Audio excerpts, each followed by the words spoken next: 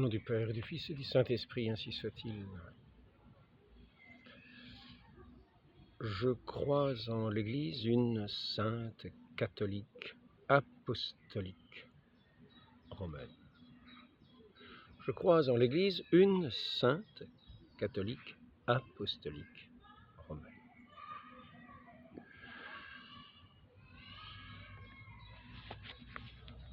Il est évident, d'après ce qui vient d'être dit, que Jésus-Christ a institué dans l'Église un magistère vivant, authentique et de plus perpétuel. Qu'il l'a investi de sa propre autorité, revêtu de l'esprit de vérité, confirmé par des miracles.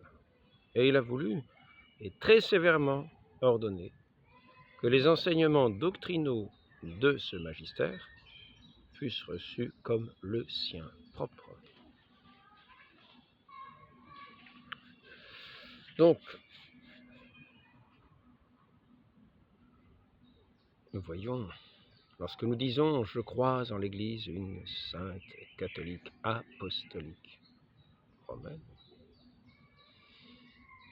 nous voyons cette permanence de ce magistère vivant qui tient dans l'ensemble des évêques, qui est dit le corps enseignant, l'ensemble des évêques à la tête duquel se trouve le pape. Ce magistère est un magistère enseignant et il est promis jusqu'à la fin des temps pour garantir l'enseignement de la foi de l'Église. Je crois en l'Église une sainte catholique apostolique. Ne faisons pas le credo inverse de dire je pense que l'Église instituée par notre Seigneur Jésus-Christ enseigne les erreurs. Si nous disons je crois en l'Église une sainte catholique apostolique, regardons le côté apostolique par exemple. Où est le côté apostolique? Où réside le caractère apostolique dans la succession apostolique? Avec l'autorité dont est revêtu ce magistère, sa juridiction, son gouvernement. L'Église pourra-t-elle manquer de force et d'efficacité quand le Christ lui-même lui prête son assistance continuelle? Voici que je suis avec vous tous les jours jusqu'à la consommation des siècles. Saint Matthieu chapitre 28. Il est par conséquent impossible que l'Église ne subsiste aujourd'hui et toujours, mais aussi qu'elle ne subsiste pas absolument, la même qu'aux temps apostoliques. Sauf à dire que à Dieu ne plaise, ou bien que le Christ notre Seigneur a failli à son dessein, ou bien qu'il s'est trompé en affirmant que les portes de l'enfer ne prévaudraient jamais contre elle. Je crois, c'est le credo, c'est un article de foi que tous les catholiques professent. C'est la foi catholique. Je crois en l'Église une sainte catholique apostolique. Ceux qui sont isolés, qui ne vont prendre part au sacrement en disant « Ah non, il ne faut surtout pas entrer dans les églises. Ah non, il ne faut surtout pas aller voir les évêques. » Non. L'église, cette église-là a disparu. Non. À cette église est promise l'indéfectibilité. C'est-à-dire qu'elle n'apostasiera jamais, car son apostasie, c'est sa disparition. Or, les portes de l'enfer ne prévaudront jamais contre elle.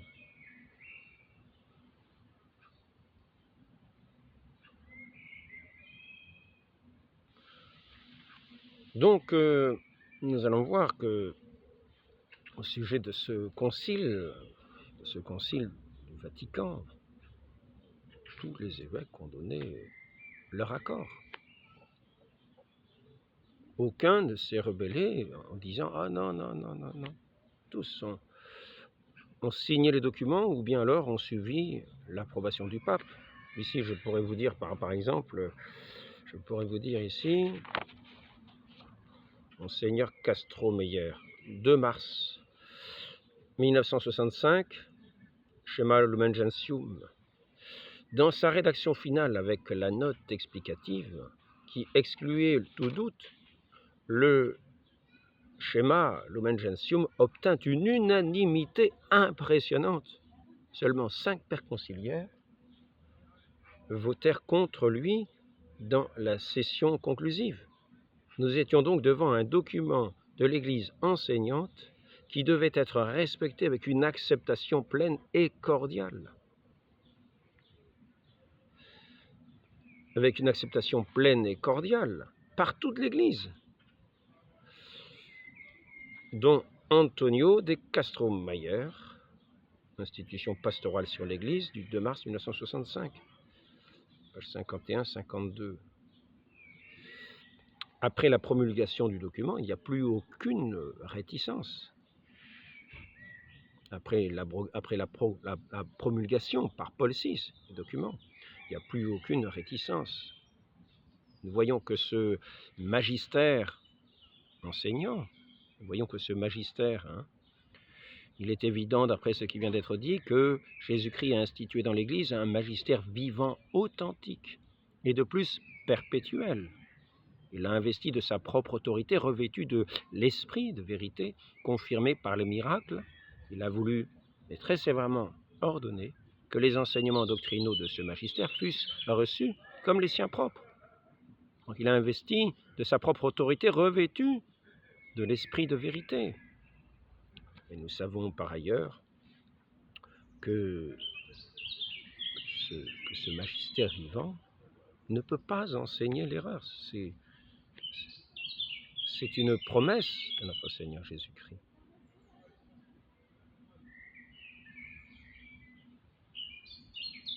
D'après ce que Jésus-Christ, c'est évident d'après ce qui vient d'être dit, que Jésus-Christ a institué dans l'Église un magistère vivant. Et voici ce que dit au sujet de ce magistère Monseigneur Castro-Meyer, qui est ensuite une des têtes de file, qui est allé vers une sorte de sédévacantisme, ou vers une espèce de refus d'obéissance, de chemin à part vis-à-vis de l'Église. Il considère Vatican II comme un vrai concile. Nous ne comprenons pas comment on peut former des catholiques en ignorant totalement la source la plus proche de la vérité révélée, qui est le magistère vivant. Le magistère vivant. Ce n'est que à cause d'une telle attitude que les promoteurs de ce nouveau christianisme sont suspects. Ils ont perdu cette foi dans cette Église apostolique. Ils pensent qu'elle peut enseigner l'erreur. Ils n'ont pas la foi catholique. Se séparent.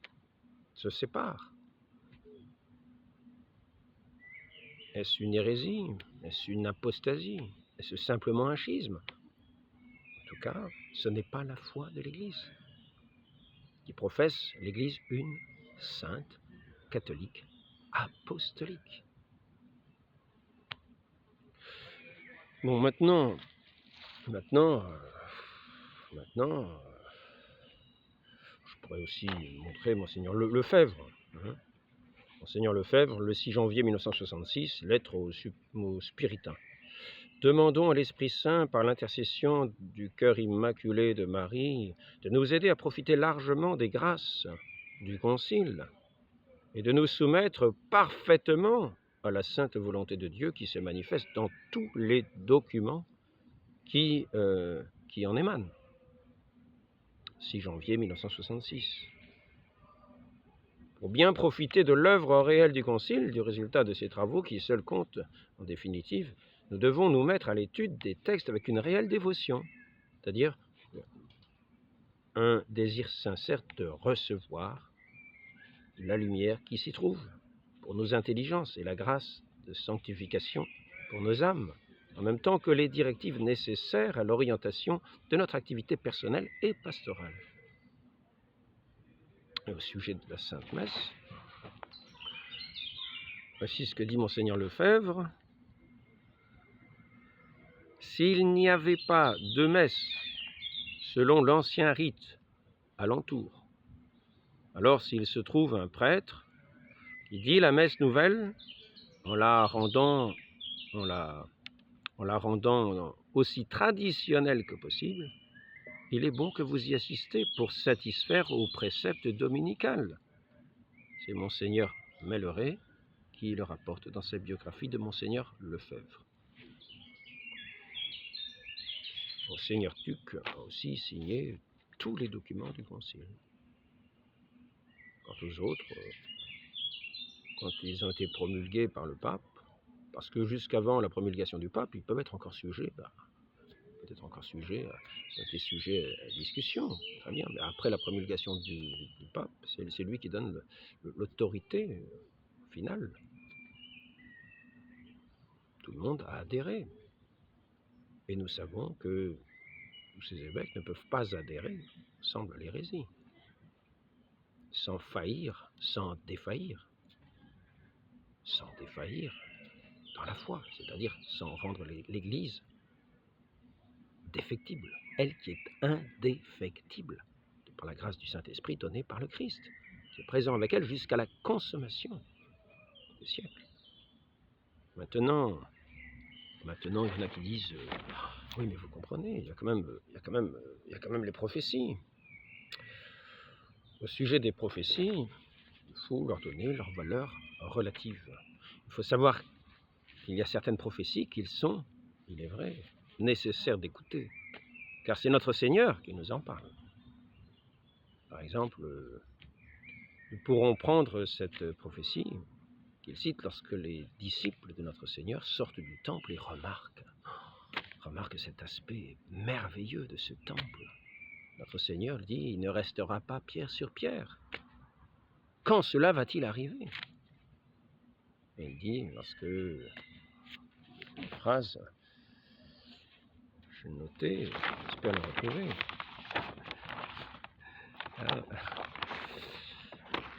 Parce que l'abomination de la désolation arrivera dans le temple saint, on parle aussi de la fin du sacrifice. Ah ben mince, alors j'ai perdu le papier. J'ai perdu mon papier où j'avais pris note. C'est peut-être ici, on va voir. Ah voilà, ici. Il faut revenir aux citations exactes. Quand donc vous verrez l'abomination de la désolation dans le lieu saint, ainsi que l'annonçait le prophète Daniel, chapitre 24, verset 15 de saint Matthieu.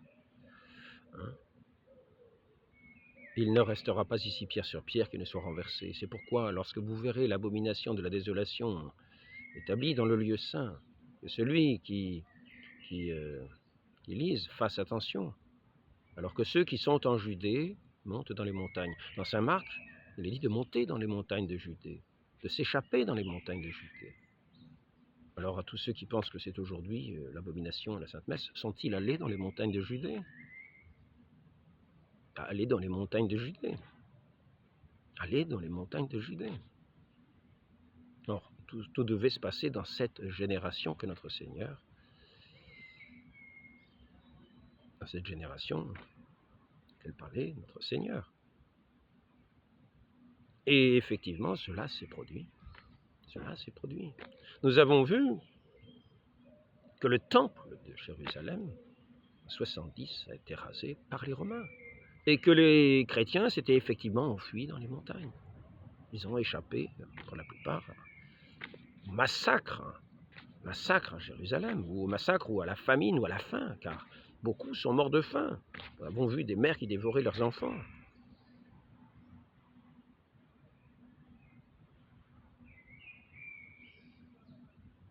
Des choses abominables dans ce lieu saint, dans cette ville sainte. Ainsi, il ne s'agit pas de confondre tout. Par contre, il est vrai, certains me parlent de certaines prophéties. qui sont indiqués dans le catéchisme de l'Église catholique. Ah, alors là, nous entrons dans un autre domaine.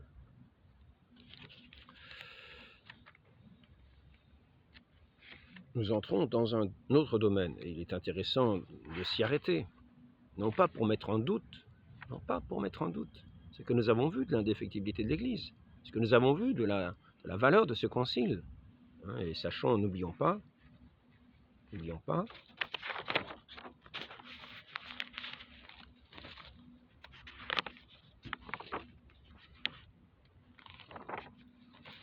est-ce que j'ai vu ça? Je l'ai vu tout à l'heure. Ah, mon pauvre Alain, tu vois des choses, mais tu les perds assez vite. J'essaie de voir si c'est par ici, je ne crois pas. Alors, je crois que c'est dans ce livre. On arrive à le trouver. C'est pas loin.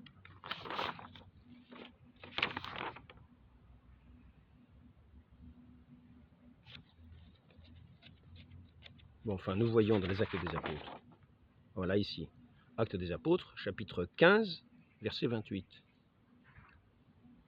L'Esprit Saint est présent au concile. Ça a toujours été la foi de l'Église.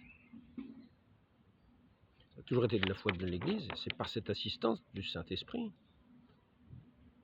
N'oublions pas qu'il s'agit aussi d'une assistance négative, en ce sens que ce qui est énoncé ne sera pas dit dans des formules fausses. C'est-à-dire que les formules seront justes. Elles ne seront pas défaillantes, ces formules de foi. Et par conséquent, c'est un enseignement infaillible, mais d'une infaillibilité, on peut dire, négative. L'Église n'enseignera pas l'erreur dans son magistère.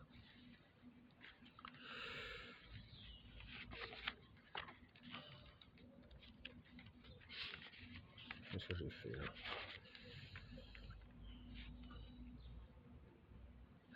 Même en cas de vacances apostoliques, c'est-à-dire vacances du Saint-Siège, les fidèles demeurent enseignés et gouvernés par leurs évêques légitimes qui ont reçu du pape la juridiction pour enseigner et gouverner. Concile de Trente, 7e session, chapitre 7. Ad Apostolorum, et aussi, on trouve aussi dans Ad Apostolorum Principes. Donc, pendant la vacance du siège, l'Église est privée pour un temps de sa tête visible, mais elle maintient les privilèges ainsi que l'indéfectibilité et l'infaillibilité à la manière passive ou in credendo dans le corps des fidèles, comme active ou in dodendo dans le corps des évêques, corps enseignant cependant sans pouvoir définir de nouveaux dogmes non déclarés. Zubizarreta theologia dogmatica scholastica, préservée de toute erreur. L'Église est ainsi dans son corps, ceux qui sont la succession des évêques, préservés de l'erreur. Non pas que individuellement, comme ce s'est vu dans l'histoire, Arius ou d'autres évêques, se soient séparés, fait schisme, comme on le verra peut-être encore, à l'avenir.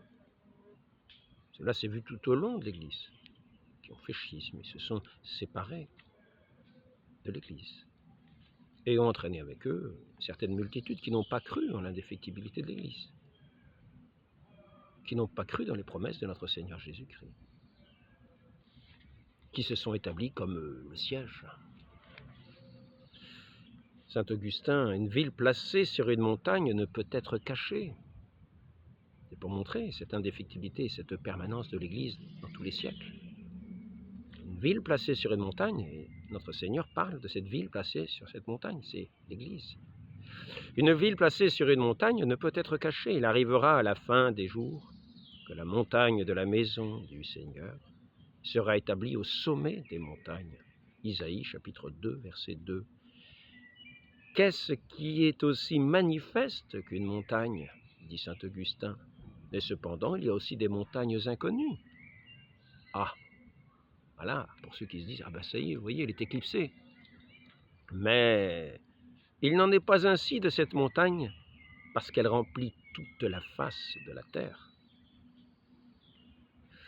Donc cette montagne est connue, mais elle peut être discréditée par beaucoup d'esprits, peut-être méprisée, peut-être d'une certaine manière, même étant visible, rejetée, comme éclipsée dans beaucoup d'esprits. Là, c'est donc saint Augustin dans l'épître Saint-Jean, première épître de Saint-Jean, premier épître, chapitre 13 sur le chapitre, c'est pas chapitre 13 bien sûr, première épître de Saint-Jean, M35, 1988. On trouve ça aussi dans Bartmann, page 205.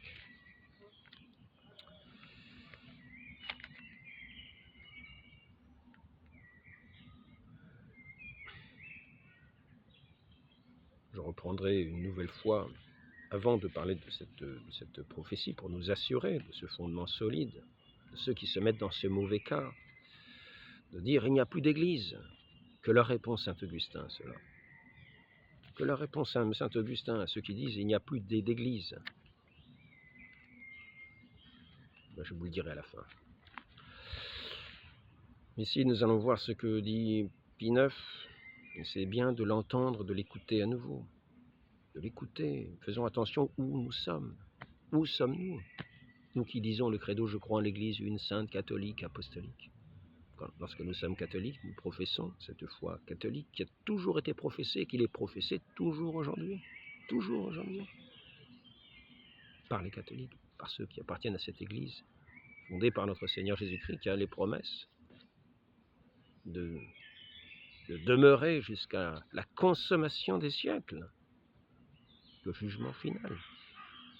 Puisqu'il rejette et attaque obstinément le magistère infaillible du pontife romain, d'une part, et de toute l'Église enseignante, d'autre part, puisqu'ils affirment avec une audace incroyable, et en cela ils pêchent contre le Saint-Esprit promis par le Christ à son Église, pour qu'il demeure toujours en elle, que le pontife romain, que tous les évêques, les peuples unis à lui dans une même communion sont tombés dans l'hérésie, quand ils ont ratifié et reconnu publiquement les définitions du Concile œcuménique du Vatican, en les professant. C'est pourquoi ils nient aussi l'indéfectibilité de l'Église, disant avec blasphème qu'elle a péri dans l'univers entier, et que par conséquent son chef visible et les évêques ont fait défection.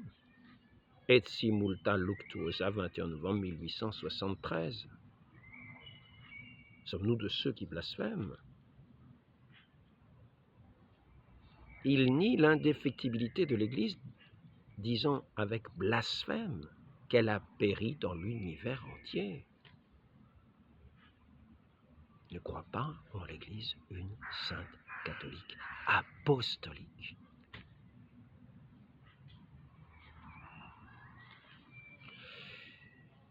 Donc, je voudrais en venir au sujet des prophéties.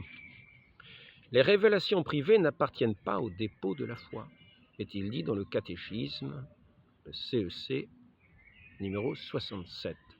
La foi chrétienne ne peut pas accepter des révélations qui prétendent dépasser ou corriger la révélation dont le Christ est l'achèvement. C'est le cas de certaines religions non chrétiennes et aussi de certaines sectes qui se fondent sur de telles révélations. Catéchisme, paragraphe 67. On ne doit pas y croire deux fois, là c'est Benoît XIV, on ne doit pas y croire deux fois, mais apporter à de telles révélations, même approuvées par l'Église, on ne doit pas y accorder un assentiment de foi catholique. Il faut seulement, selon les lois de la prudence, leur donner l'assentiment de la croyance humaine. Par contre, l'indéfectibilité de l'Église est de foi. Ne chutons pas dans la foi en préférant des révélations, même approuvées par l'Église, à laquelle on doit seulement donner l'assentiment de la croyance humaine. Benoît XIV, pourvu qu'on le fasse avec la modestie On peut le faire, pourvu qu'on le fasse avec la modestie convenable, pour de bonnes raisons, et sans intention de mépris. On peut très bien les rejeter avec cette intention-là, mais quand cela contredit la foi de l'Église, nécessairement, il faut les rejeter. Nécessairement. Sinon, nous chutons dans la foi. Souvenons-nous de la prophétie du diable, au jardin du paradis. Non, non, non, non, non. Ah, mais ce qui dit le bon Dieu, mais non, non, non, non, non. Non, non, je te dis, la prophétie, c'est un mauvais. Non, non. C'est pas le vrai. Non, ce n'est pas le vrai bon Dieu. Non, non. Ben, c'est peut-être moi le vrai bon Dieu. C'est moi qui te parle peut-être. Non, non, ne l'écoute pas. Non, non, non, non, non, non. C'est moi qui fais la prophétie. Ben non, non, non. Dans ce cas-là, il ne faut surtout pas l'écouter, car c'est là le malheur de l'humanité. Donc tenons à ce qui est de foi, l'enseignement de foi, qui tient à la promesse du Christ, qui est fondée sur sa parole. Lui sur lequel l'Église est fondée, tenons-le de foi. Ne laissons pas la foi pour quelques révélations privées. Il en viendra beaucoup en mon nom qui diront « Seigneur, Seigneur, c'est moi, Seigneur, Seigneur ». Ne les écoutez pas, ne les suivez pas. Donc, revenons maintenant à ce que dit le catéchisme, au sujet de cette épreuve finale que connaîtra l'Église. Il faut, quand nous parlons d'épreuve, nous souvenir de ce que signifie l'épreuve. Qu'est-ce qui est éprouvé dans l'épreuve? C'est notre foi.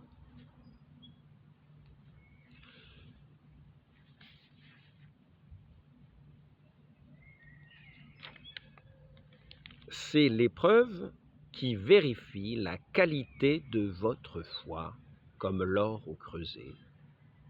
Cet or pourtant voué à disparaître.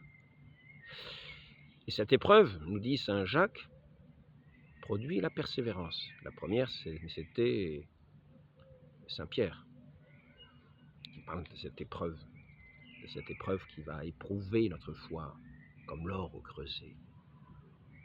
Cette foi qui est précieuse comme l'or, plus que l'or, qui est plus précieuse que l'or. Veillons bien à ne pas perdre la foi. Sachons que pour marcher dans cette vie qui nous mène au salut, nous avons besoin de deux jambes.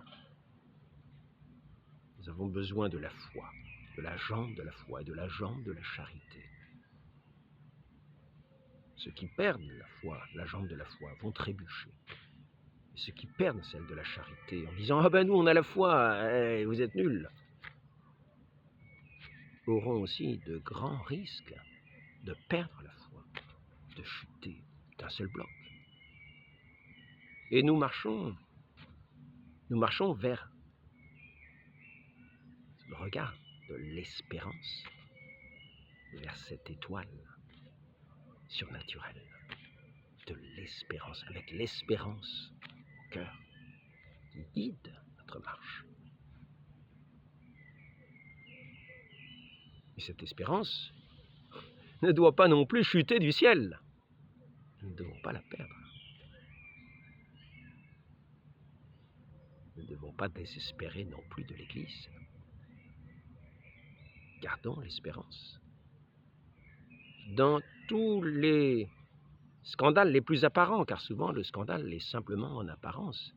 Car celui qui est scandaleux, c'est celui qui calomnie, mais qui fait chuter les autres, en faisant perdre tous les dons divins, l'espérance, la foi et la charité. Il ne reste rien. Ils marchent comme des aveugles dans la nuit, guidés par leur propre néant, livrés à eux-mêmes, incapables de rien, car notre Seigneur nous dit bien « Sans moi, vous ne pouvez rien faire ».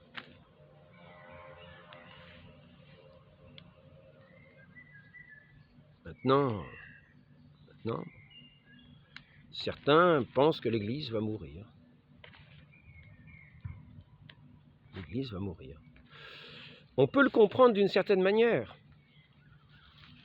Si nous comprenons que l'Église est constituée de sa tête, qui est allée au tombeau, et de tous les fidèles qui le suivent au tombeau, par le baptême, ils sont morts et ils ressuscitent de cette vie nouvelle, par cette grâce de l'Esprit Saint, lesquels ils sont régénérés. Ils ne sont plus de ce monde. Ils vivent, mais c'est en espérance.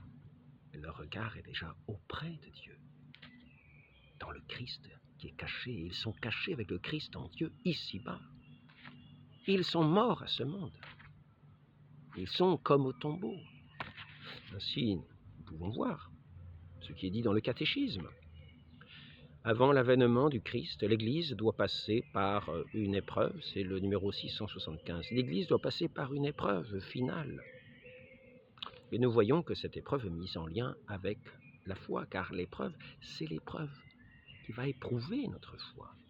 Et l'Église, c'est chacun des baptisés qui a suivi le Christ, sa mort et sa résurrection, mais qui est au tombeau avec le Christ et qui est ressuscité avec lui, de manière cachée. Avant l'avènement du Christ, l'Église doit passer avant l'avènement du Christ, dans sa gloire. N'oublions pas.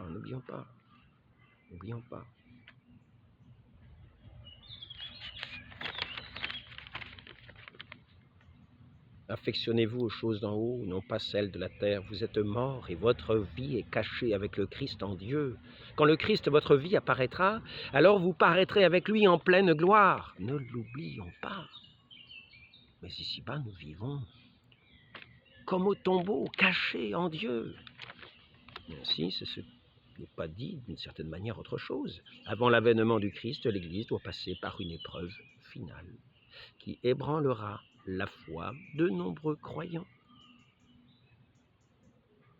La persécution qui accompagne son pèlerinage, c'est-à-dire le pèlerinage de cette Église, la persécution de tous les instants, promise par notre Seigneur Jésus-Christ. On m'a haï, on vous haïra, on m'a persécuté, on vous persécutera, on vous tuera, vous serez calomniés. L'Église est calomniée. Vous serez calomniés. Nous n'avons pas foi en l'Église. Regardons, ayons confiance en la parole de notre Seigneur qui semble quelquefois dormir dans cette barque, alors que la tempête est tout autour, attaquée par les flots du monde, par tous les esprits contradicteurs, par tous les doutes, les scepticismes.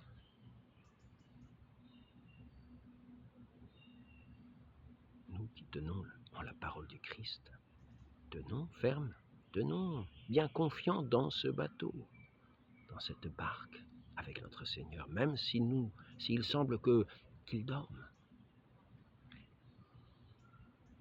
L'Église doit passer par une épreuve finale, Sommes-nous à la fin? Qui dira que nous sommes à la fin? Pour certains, cette épreuve s'est passée déjà dès les premiers siècles. Luther pensait que c'était à son époque. Et 500 ans après, nous sommes là.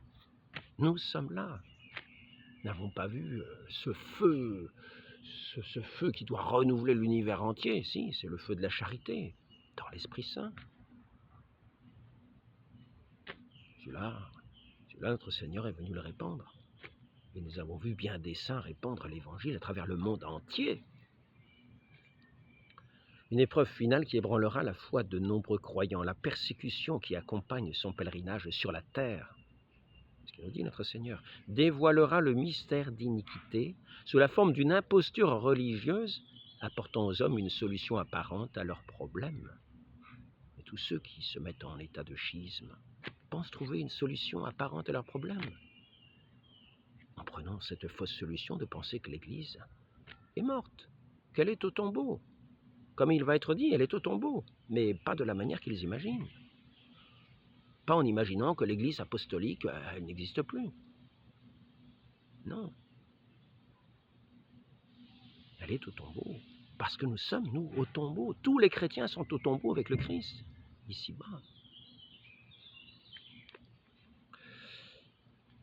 dévoilera le mystère d'iniquité sous la forme d'une imposture religieuse apportant aux hommes une solution apparente à leurs problèmes, au prix de l'apostasie de la vérité, de la foi, de l'indéfectibilité de l'Église. Il y a aussi celle-là, mais il y en a d'autres. D'autres vont chercher des solutions. Le communisme, par exemple, a été condamné comme intrinsèquement perverse. On imaginait trouver la solution, une solution à la lutte des classes qui va apporter une espèce de paradis sur Terre.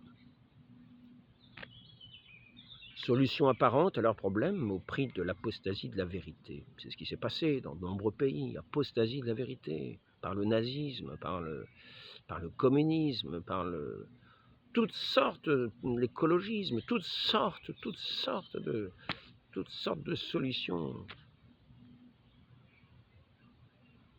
L'imposture religieuse suprême est celle de l'antichrist, c'est-à-dire celle d'un pseudo-messianisme où l'homme se glorifie lui-même à la place de Dieu et de son Messie venu dans la chair. Qui se glorifie à la place du Messie dans l'Église? Personne. Le Christ est toujours notre Dieu, nous l'adorons toujours. Personne ne se met à la place du Christ. Par contre, notre Seigneur vient en nous demeurer, comme il nous l'a promis, et nous fait participer à sa divinité, comme enfant de Dieu, enfant adoptif. C'est ce que l'Église nous enseigne, nous a régénérés au baptême. Nous qui sommes morts avec lui, qui sommes comme au tombeau, qui vivons en espérance, qui marchons dans la foi et la charité, qui est cet Esprit Saint. L'imposture religieuse suprême est celle de l'Antichrist, c'est-à-dire d'un pseudo-messianisme où l'homme se glorifie lui-même, venu dans la chair. Cette imposture d'Antichrist se dessine déjà dans le monde chaque fois que l'on prétend accomplir dans l'histoire l'espérance messianique, qui ne peut s'achever qu'au-delà d'elle, à travers le jugement eschatologique. Même sous sa forme mitigée, l'Église a rejeté cette falsification du royaume à venir sous le nom de millénarisme, surtout dans sa forme politique d'un messianisme sécularisé, intrinsèquement perverse. Moi je marquais communisme, mais dans le catéchisme il marquait Divini Redemptoris Pie IX.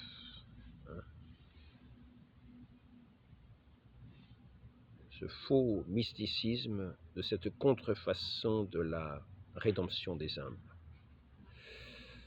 En sommant l'Église, alors c'est ici le terme qui entraîne la fatalité pour certains qui se disent « Ah ben ça y est, l'Église est partie, l'Église a disparu ».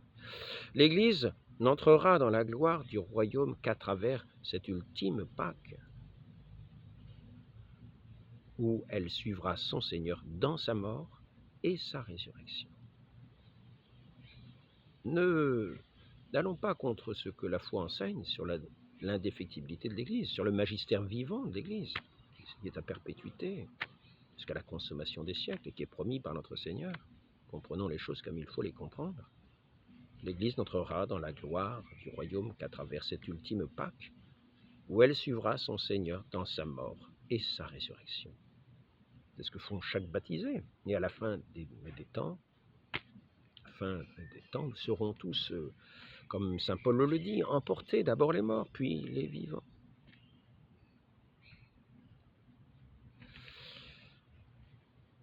C'est là ce qui fait votre joie. Il faut que vous soyez attristés pour un peu de temps par toutes sortes d'épreuves, afin que l'épreuve de votre foi, plus précieuse que l'or périssable, qui cependant est éprouvée par le feu, ait pour résultat la louange de gloire et l'honneur, lorsque le Christ apparaîtra, lui que vous aimez sans l'avoir vu, en qui vous croyez sans le voir encore, vous réjouissant d'une joie ineffable et glorieuse.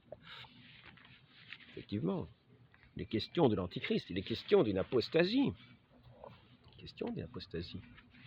Cela veut dire de tous ces gens qui quittent l'Église, qui font défection à cette Église indéfectible. L'Église est indéfectible et ces gens perdent la foi et perdent la charité, puisqu'ils accusent le corps du Christ, ils accusent notre Seigneur lui-même dans son Église, qu'il épouse. l'épouse de cette alliance éternelle, l'épouse du Christ dans cette alliance éternelle, qui sera consommée dans toute sa gloire dans le ciel. Tous les élus se réjouiront de cette gloire éternelle du Christ, de notre Seigneur, qui paraîtra à la face de tous.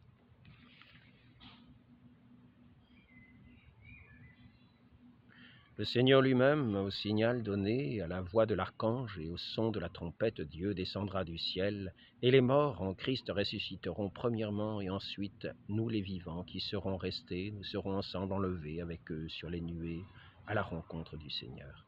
Première lettre aux Thessaloniciens. En un instant, en un clin d'œil, à la dernière trompette, la trompette sonnera, et les morts ressusciteront incorruptibles, et nous serons changés. 1 Corinthiens 15, 52.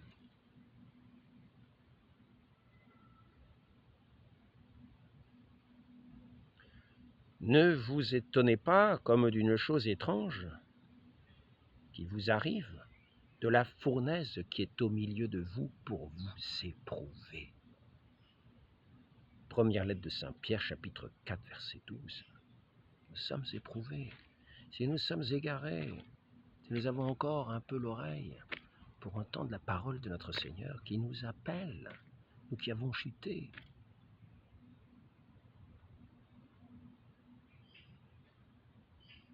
l'abscie. Revenons à sa parole, revenons, car notre Seigneur est lent à la colère. Il est ce bon pasteur qui va chercher la brebis perdue, qui a donné sa vie pour chacun. Donc même si nous avons chuté, ne nous orgueillissons pas dans notre chute. Arrivons la corde au cou, en pénitent, pour nous réjouir éternellement avec nos frères.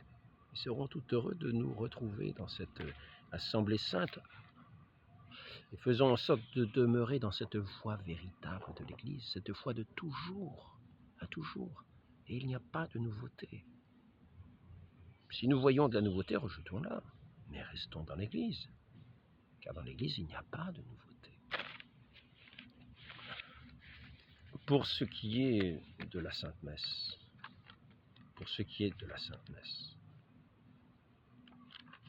je voudrais rappeler ce texte de Pie XII, un pape, parce que certains pensent que, oui, il y a la bulle Apostolorum de Saint Pie V sur la messe tridentine, de rite tridentin, la messe de Saint Pie V. Un pape ne peut pas obliger ses successeurs à une discipline ecclésiastique. Comme le dit Pie XII dans Mediator Dei, c'est pourquoi au seul souverain pontife appartient le droit de reconnaître et établir tout usage concernant le culte divin, d'introduire et d'approuver de nouveaux rites, de modifier ceux-mêmes qu'il aurait jugés immuables. Comprenons bien ce que nous dit ce pape Pie XII, ce pasteur suprême de l'Église, établi par notre Seigneur Jésus-Christ, qui est sa bouche dans son enseignement. Donc un pape n'est pas lié par les disciplines ecclésiastiques de ses prédécesseurs. C'est au seul souverain pontife appartient le droit de reconnaître et établir tout usage concernant le culte divin, d'introduire et d'approuver de nouveaux rites, de modifier ceux-mêmes qu'il aurait jugés immuables. Donc nous y voici.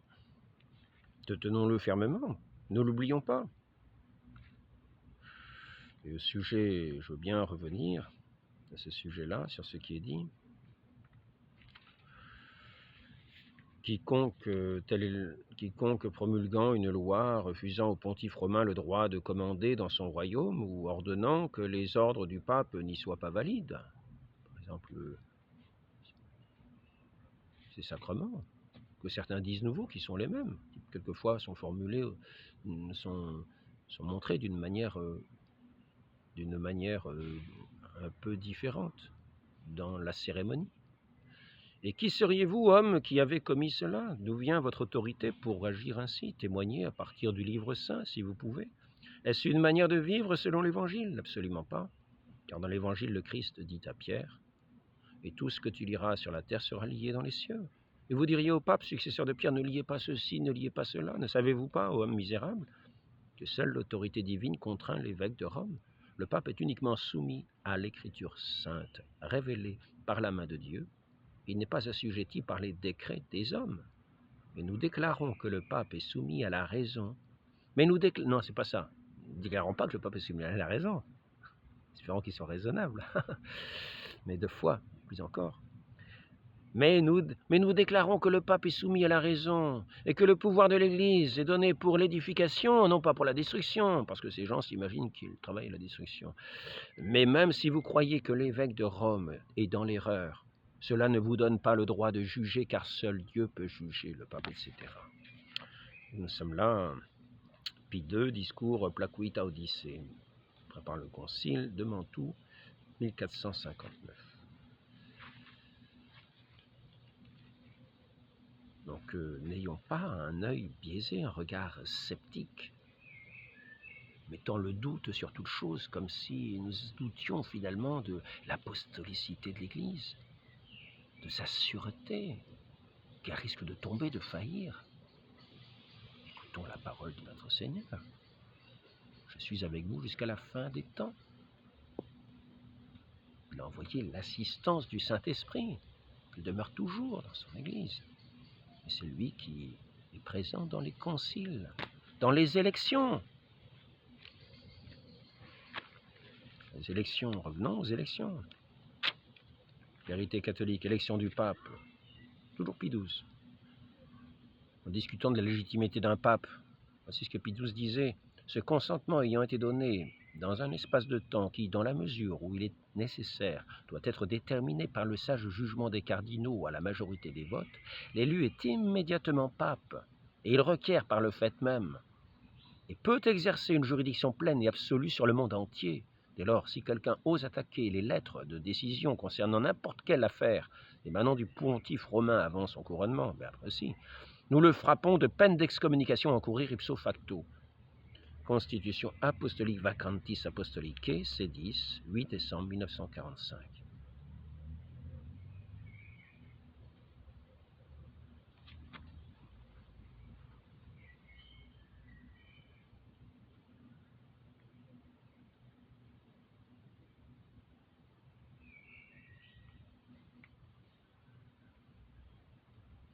Comment l'Église sera-t-elle pour vous une mère si vous n'avez pas pour père les pasteurs de l'Église, c'est-à-dire les évêques?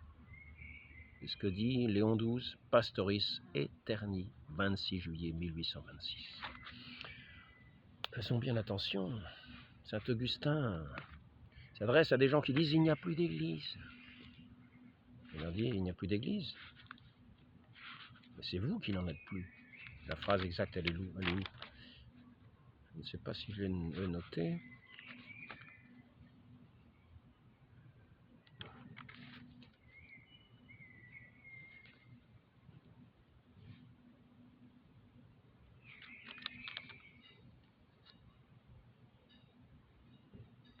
Voilà.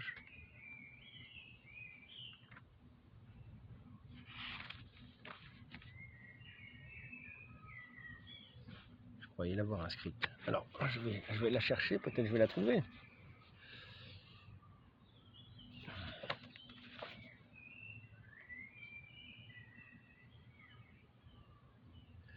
Personne, ici c'est encore Saint Augustin, personne ne détruit au ciel le plan de Dieu, personne ne détruit sur terre l'Église de Dieu. Donc retenons bien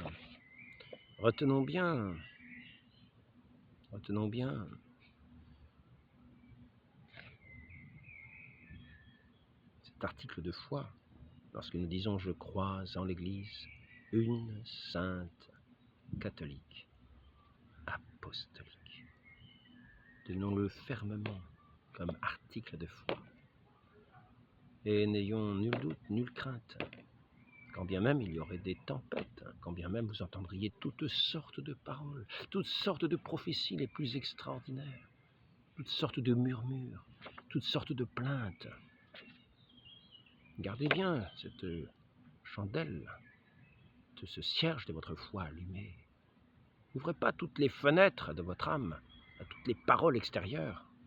Gardez bien, n'ouvrez pas toutes les paroles des démons. Laissez-les dehors. Tenez-vous fermement établis dans votre foi. Et si vous entendez des murmures, priez. Rappelez-vous ces paroles. Dites votre credo. Je crois à l'Église une sainte catholique, apostolique, un seul Seigneur, une seule foi, un seul baptême, une seule Église.